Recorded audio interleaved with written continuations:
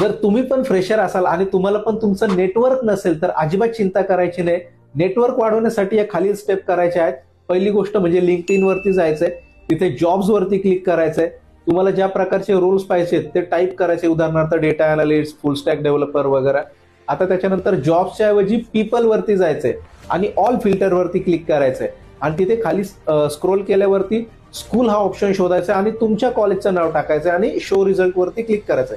याने काय होणार आहे की जे तुमच्या कॉलेजचे अल्युमिनाय, जे तुमच्या कॉलेजचे तुमच्या अगोदर पासआउट झालेले स्टुडंट त्या सेम प्रोफाईलमध्ये वेगळ्या कंपन्यांमध्ये काम करणार आहेत त्यांची तुम्हाला माहिती मिळणार आहे आणि त्या तुमच्या कॉलेजमेट्सला एक जे तुमचे कॉलेजचे जे जुने सिनियर आहेत त्यांना एक प्रोफेशनल टेम्पलेट मी बनवला आहे.